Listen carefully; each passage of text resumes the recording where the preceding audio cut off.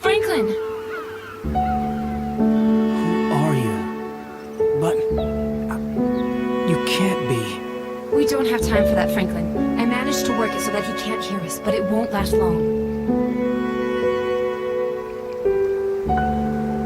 It's impossible.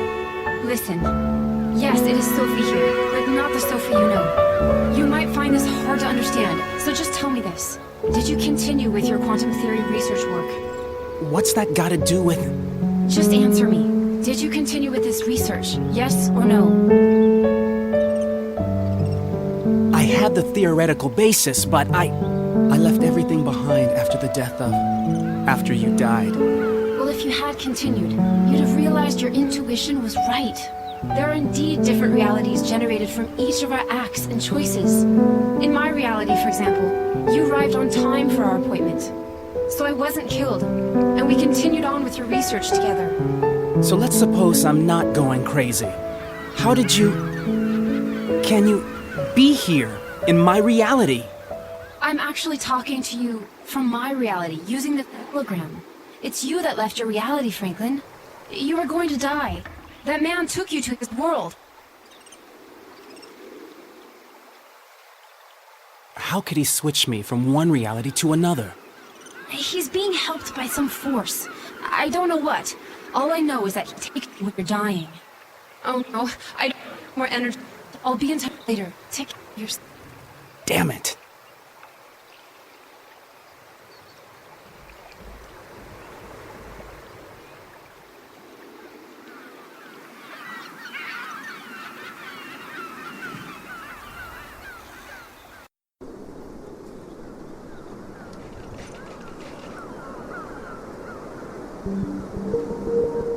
Report from March 3rd, 2007.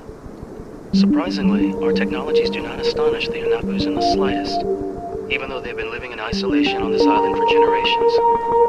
As well as the legends surrounding their god Zen, the Hanapis sometimes speak of chariots of fire dashing through the air, and of an underwater island whose inhabitants are capable of performing miracles.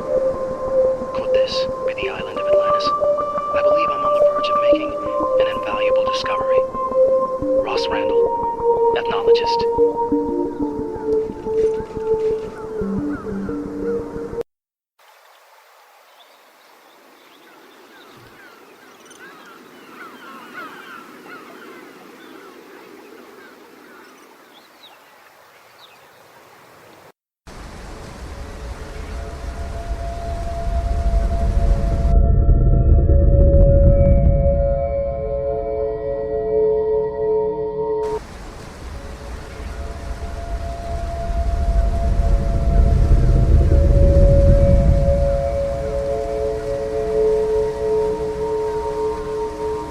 Subject 13, can you hear me? Unfortunately, yes. Perfect. I noticed that, while our connection was down, you made headway and you're nearly at the temple. You haven't experienced any particular problems.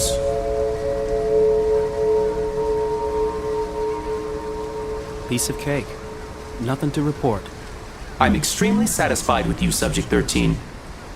I believe you have been by far the most reliable subject. Your reward is the least you deserve.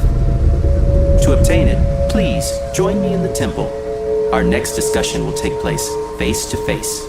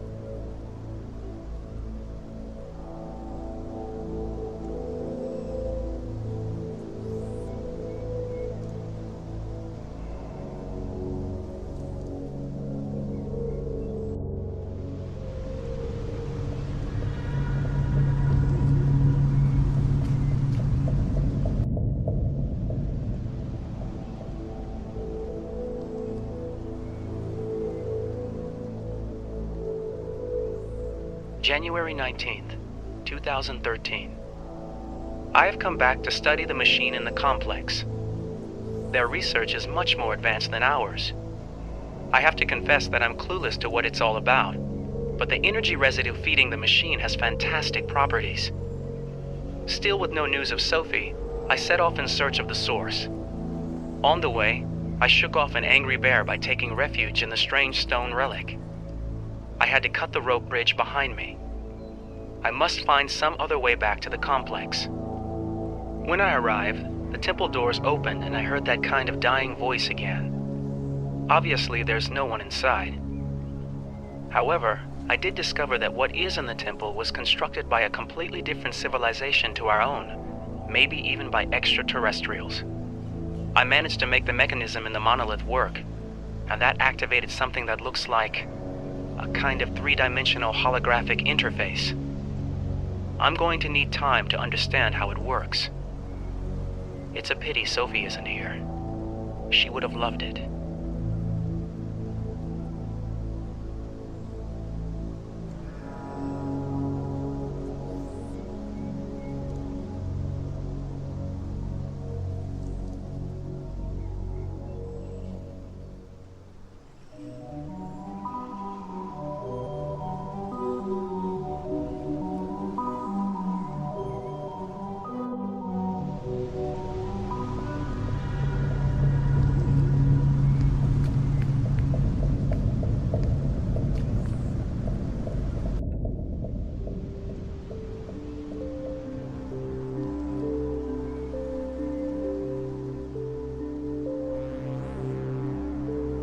October 26th, 2010. It worked.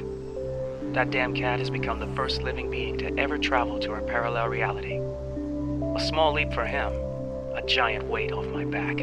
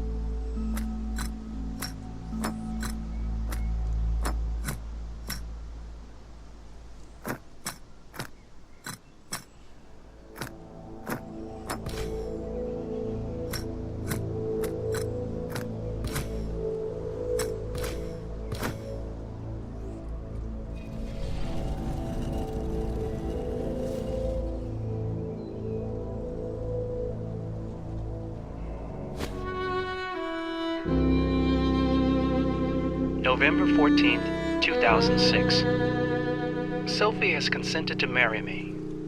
I am the happiest man alive. I met her earlier this evening to propose to her. Sophie is always very punctual and she was already waiting for me. But I was already 20 minutes late and desperately trying to find a taxi. I arrived just as a sleazy individual was approaching her. He walked off when he saw me, but I have a strange feeling that something terrible might have happened had things turned out differently.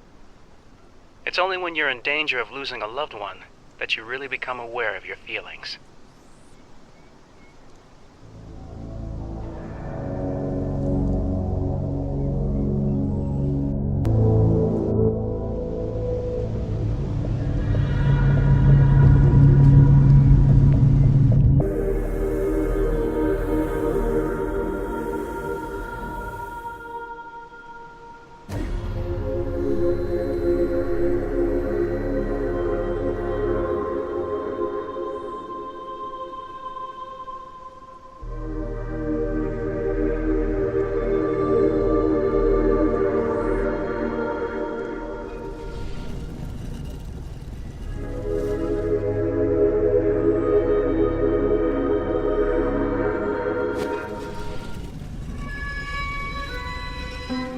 October 27th, 2010. An emotion-filled day today. Sophie and I tested the machine for the very first time. As a guinea pig, I selected the superhero figurine that has been sitting in the lab for a while. But our engineer, Mike, practically threatened to quit if we laid a finger on his toy. Just as well. The vase we sent instead was broken to smithereens. As an aside, we found a small black cat in the lab when we arrived this morning. Nobody knows how it got here, but Sophie adopted it instantly. We have called it Schrödinger, obviously.